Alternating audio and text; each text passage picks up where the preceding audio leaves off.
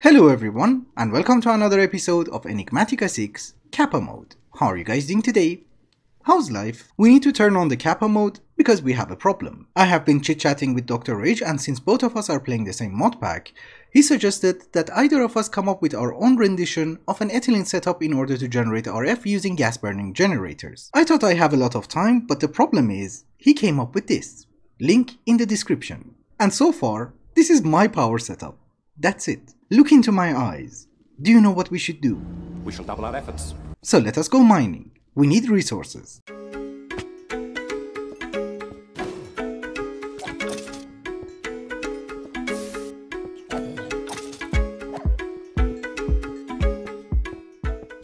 So I have been mining for a while, and you might notice that my inventory is almost full, as well as my backpack.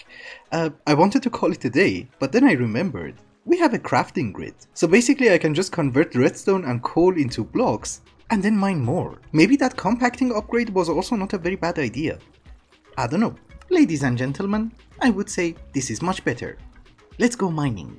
Again. From our entire mining session, I did manage to find 600 to 700 iron ingots. That's not going to be enough because we want to get into mechanism and we need a lot of steel. So I thought maybe I should do an iron run. I'm not going to complain how much iron I have, but it's basically a coal run. Anyways, I just wanted to give you a very small progress update. Let me gather a little bit more and I'll be right back. I am back from mining and we have a decent supply of resources in order to get started. That was rich soil from Farmer's Delight, and it's not very important right now. The important thing is the secret of power generation in modded Minecraft. You need power in order to make power, and the power that you need in order to make more power is proportionate to the amount of power that you want. Confused? You should be. Essentially, it means that if we want to scale up, a solar panel is not going to be enough. So I was thinking, as an intermediary, we go with a reactor from Power. The question is which one, hardened or blazing? Well, whichever one we choose, we first need to upgrade the rods. These are garbage. We have 6,000 redstone. I can just do this. I can't wait to get into autocrafting because doing this manually is kind of painful. So maybe we should start automating things as we go along, cause this is refined storage. It's easy peasy, we just need crafters. I know that the crafters can also be upgraded and they're going to have more slots. This one has 9, this one has 27. The gold one is going to have 45, okay. Diamond is 63 and netherite is 81. And of course the speed is going to be amazing, but we cannot afford netherite, so we go with, I don't know, gold? I can also make the diamond ones, but we don't have that many diamonds. I need them for something else. So for the moment, you go over there, you should be connected, and you go over there, and you should also be connected. I don't have to worry about channels, right? Okay, and while we are doing this, we might as well do this properly, meaning that we are going to need a pattern grid in order to encode the patterns, and that was a quest. But we also make the fluid grid, just in case. And for the moment, you guys go over there. Oh, you cannot encode patterns. Well, it's weird, you can do this, but you can't shift click it? I don't know. Actually, I just noticed what I'm doing wrong. So if you hover over the JEI, you can drag and drop items, correct? But if you right click, then you can move the items, and you can encode a pattern. And of course the first pattern is a pattern for patterns. So we just put them in U, that's it? And I can just make patterns? Ew, nice. I think for the reactor we're going to go with the blazing tier because that should give us somewhere between 15 and 18,000 RF, depending on what type of coolant we use. Although the problem is, I need blaze rods. And a lot of them. The rates that we're getting blaze rods is far more than 1 in 7.5 quintillion, but we have looting 5. And I'm assuming that is enough. We need only 32 blocks. Can I have your head? No. Can I have your head? No. I am back from the nether and I have upgraded our rods to blazing. The process should be much faster. It's okay, I have to do these things manually at first, but later on we're going to automate everything. And I also need steel. You're slow. It has been a while, and I'm not going to lie to you, it has been boring. But I think now I have enough in order to make at least one reactor. A reactor from Power is going to need 36 blocks. Can we make it? Yes.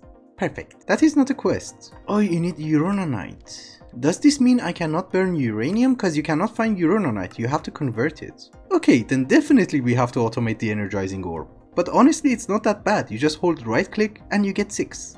Yes, that was the quest. And you're going to give me blocks, that is good. You're also going to give me more uranite and some ice. That's really good, cause I didn't have ice. I have some snow, but that is for the sushi. Anyways, for those of you who don't know, assembling the reactor from Power is easy peasy. You just need to have the blocks in your inventory and right click. It is going to assemble itself, and it's really cool.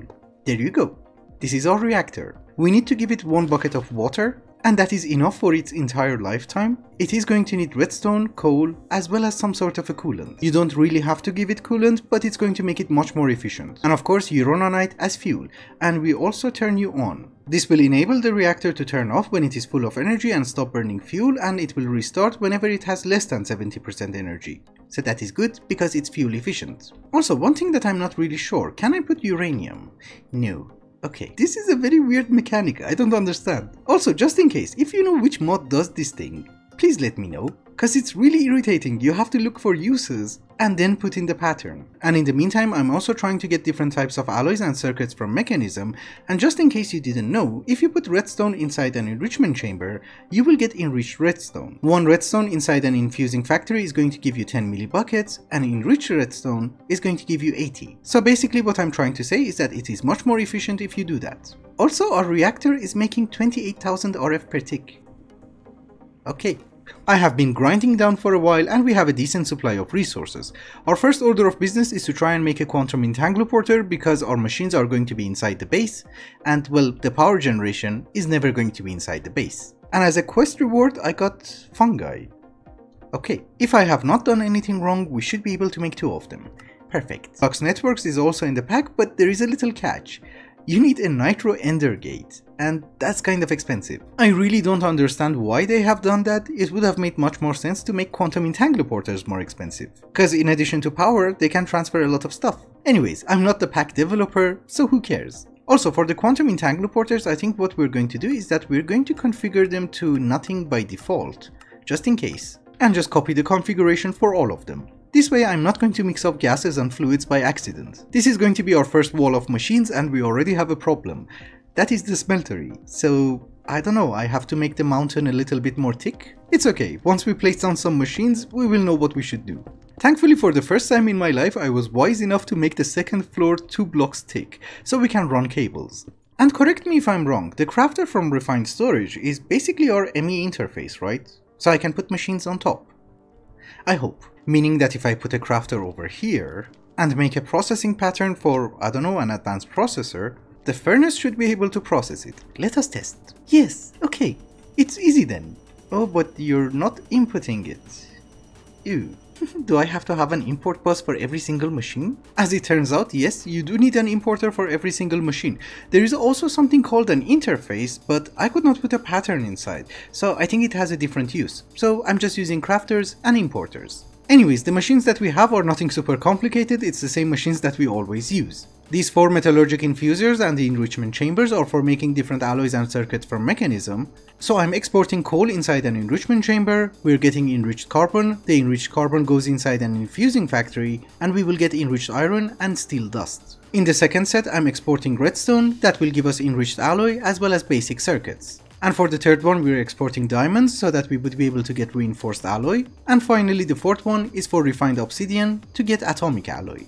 Then we have 2 energized smelters, 2 enrichment chambers and 2 crushers. And on the other side we have the sawing factory as well as the osmium compressor. I just have to set a lot of patterns, that's it. And I also have to fix the wall. I don't really know how. But on a positive note, we have a shortcut. Also, I'm not sure how the base is going to look, but I think we can have 9 drives on this side, 9 drives on this side, and maybe the crafters go over here. 18 netherite ones should be more than enough for us. Yeah, cause each and every one of them can hold 81 patterns. That's a lot. Maybe we should try and get it. I have set the digital miner on Autocrafting, so this should be easy peasy. We also don't have that many upgrades, but we can craft a few. I really have to upgrade each and every machine, cause this is garbage. But I just want 1 anchor upgrade, that should be okay. So here is the digital miner, we're going to give you power, anchor upgrade so that you will be chunk loaded, and 1 ender chest. Also for the moment we want you to find all the ores, maximum radius of 32, minimum Y level can be 0 and maximum can be, I don't know, 256. Find me goodies. Yes, especially this one. Oh, I forgot Silk Touch. Yes, you and Auto Eject. Netherite is not that common. It was only 32 of it. So obviously this is going to take a while. I'll be right back. Well, I got 2 stacks and 14. And we're gonna fortune it. I don't think it's going to be enough because a crafter takes 4 blocks. Or maybe it is. That should be all the patterns, and we're already out of slots. We don't need you. So can you make me one? Yes, perfect. And I also have a crafting monitor up here so that we can check. You should remember that machines are not upgraded, so the speed is garbage. Ladies and gentlemen, our first netherite crafter, which I think for the moment we put you over there. That is a lot of slots. I like it. Yeah, and this guy almost single-handedly has more space than both of our crafters. We need more. I can't really afford that many more, but yes. Okay, that is the problem. It is perfectly fine. We have a digital miner. We can get it. It does not have power. I forgot. I don't really want to mess up the entire area, so we're just going to extract diamond chunks. I just needed one in order to set the filter. Very good, very good. We are making progress. Tired of going around your base trying to find the right crafter to fit the pattern into? Introducing the crafting manager. So you really exist. Nice. It's just that we have a very slight problem. We don't have a single piece of iron. We have some here. I don't want to smelt it, I just want one piece. They have changed the names and I don't know their tags anymore. That is a decent supply of iron from just 100 ores. The pick is amazing. Oh, this is actually great. I like it. That basically means I can finish this side of the base, because I was worried how am I supposed to access the crafters. And now the only thing that I have to do is just this. Also, now that the quest book is actually explaining everything, how do you make a wireless terminal? So a wireless transmitter, and I also have to make a grid. A crafting grid. Yes, wireless crafting grid. How does it work? It has to be within 16 blocks of a transmitter. And there is a range upgrade. Okay, so I can just put the transmitter over there. Oh, then you sneak and right click and I have to charge you. Okay, I was thinking how the hell do I make a charger? We can use the reactor. We're good. So you do work? Oh, nice. That's really nice. So there is a range upgrade which isn't that bad, but there's also an infinity booster, which I think this is the best one. Dimensional one is out of the question, because we need like 16 nether stars. 16 is too much, 1 is something that I can manage. And I do have an Oreo. Come on dude, die. Thank you. Just to make sure that the quest is going to count, here is a range upgrade, and we have everything in order to make the infinity booster. Perfect. And that is also one more quest. Do you go inside this guy? Okay. Yeah, with the infinity booster, our refined storage is consuming 4500 RF, and without it, only 500. Okay, it's worth it. One thing which is great about refined storage, well, technically not refined storage but the add-ons, is that depending on the crafter that you use, you can have more recipes inside the machine. With applied energistics, if we want to use an interface, we can only process 9 recipes inside the machine. If we have a 10th one, then we need an extra machine. But with refined storage, at least with the add-ons, we can have a better crafter. So I do have 2 sets of each machine, but I technically did not need them. Because at this very moment I can have 54 recipes for the smelting factories. That's a lot. But in defense of refined storage, there is a very good option. You can control the crafter using redstone. And that makes automating power as well as runic altar from Botania like super easy. Anyhow, we have been playing with technical stuff for a while and I'm getting bored. And I'm assuming you guys are also getting bored. So let us switch to something magical. Let us start with Ars Nouveau. Parlez-vous français? No? Moi aussi. It seems to have gone through a massive update and it's no longer just the spellbook. We can use it for automating stuff. But first things first, we need to start by generating mana. That mountain is going to be used for our technical stuff, here is going to be for magical stuff. Actually, this place is kind of nice. We have an astral temple over here, so we might as well try to do both of the magic mods together. Astral sorcery and Ars Nouveau. And we even have a crystal. Nice. Where is my anchor? Yes. So the first thing that we have to do in Ars Nouveau is to generate a little bit of mana. Previously we used to use mana condensers and they would generate mana when a crop was growing nearby them. But apparently there's also something called a volcanic accumulator. It does not have a crazy recipe and this should also generate us a lot of mana. I have not fully understood this, but apparently this guy is going to generate us mana based on the lava sources that are nearby. So I think a 5x5 source of lava should be more than enough to get started with. We can put you, I don't know, in the center? You're making mana, good. We also need to store the mana, so here is a mana jar. And yes, we are getting mana, which is purple. But it's kind of slow, so maybe we can have more of them. Yes, that is much better. And unlike the mana condenser, you can actually have them next to each other. You don't need a gap. Another very important thing in Ars Nouveau is to try and get the mana bloom seeds because that is going to give us mana fiber and that is used in a lot of recipes, including creative flight. Oh, and this is fun. It gives you lava lilies. Nice. So how do we get it? We are going to need some arcane pedestals, 8 of them. and that's not going to be enough.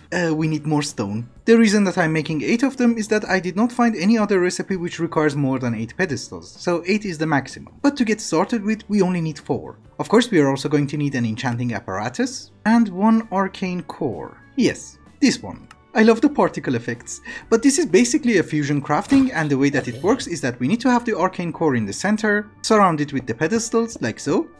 Not like that. You go over there, and the apparatus goes on top. Mana bloom seeds is 8 mana gems and 1 seed. Therefore, if I have not done anything wrong, we just put them over here, and the seed goes in the center. And we should get our own seed. I love the particles.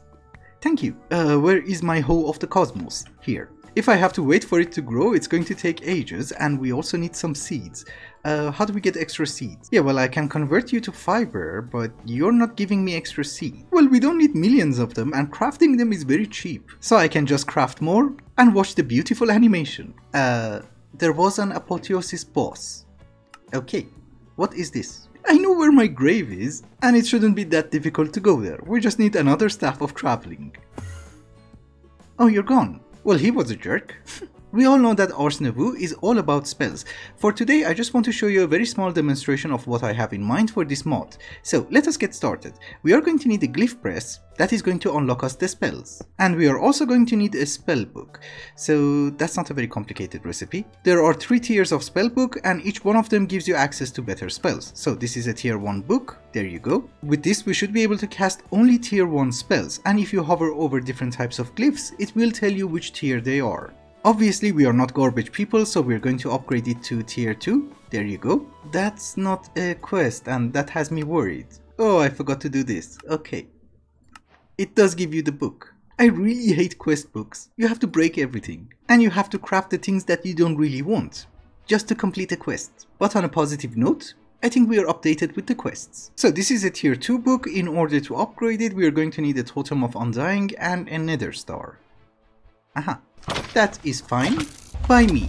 So there you go. Here is an Archmage spellbook. Again, we did not have to go that crazy. A tier 1 book would have been enough as well. We need to make our first glyph, Glyph of Redstone Signal. It does not have a terrible recipe. We just need a block of redstone and 1 magic clay. They should go inside our glyph press, like so. And after a very beautiful animation, we have our glyph. Thank you. And the reason that I wanted the glyph of redstone was to make the spell turret. So we need a parchment, then we make a spell parchment, okay. And if I have not messed it up, it's 3 pieces of gold, 1 redstone, 1 block of quartz, 1 spell parchment, 1 dispenser, and 1 blaze rod. Actually, the glyph of redstone goes over there, the dispenser goes in the center. And we should have our turret. There you go. So this guy actually works in a very fun way. Let me demonstrate it for you. By default, if you open your spellbook, you are going to have a few spells. I'm going to set it to projectile, that is how the spell is going to be casted. And for the moment, we're just going to break something. And that is essentially a spell. So if I cast it, it will break a block. You cannot give the book to the spell turret itself, so what we have to do is that we are going to need the scribe's table. We put our book on top, and I thought we should be able to copy that spell using a parchment, but maybe the parchment has to be on the table. Oh yes, okay. So you put the parchment on the table and you right click with your book. And yes, it is a spell parchment for projectile and break.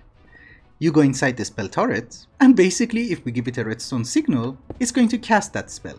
I put it the other way. Yes, we want you the other way. It should break the block. That is obviously not the only spell that it can cast. We have a lot of glyphs. And also you can just spam it.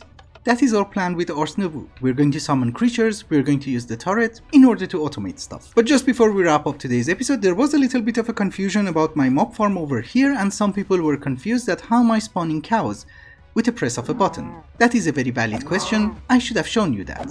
First off, it's nothing super complicated, we just have mob duplicators with a mob imprisonment tool inside. But how am I activating it? I'm using the RF tool screen. And just to show you how it works, we're going to have a very small demonstration. You are going to need a screen controller. That goes over there. I think it has a wireless range of 32 blocks, so you can put your screen, I don't know, right over there. What I have done is that I have made a redstone receiver from RF tools. I made also a button screen module, and if you right click on the receiver, you're going to get a channel. Go to the screen controller and find that screen. So now this should be active, and if I call this one redstone lamp, see what happens. If I press the button, the lamp is going to be on. You can also set it to toggle and it will act as a lever, so the lamp will stay on. and that is basically how I'm controlling the spawning of mobs. Each of the mob duplicators has a redstone receiver and it is set to run with redstone signal, so whenever I press a button, we will get the mob that I want. Anyway guys, I think it's also a good time to wrap up the episode. Thank you so much for watching, and I hope you enjoyed it. Till the next one, bye bye.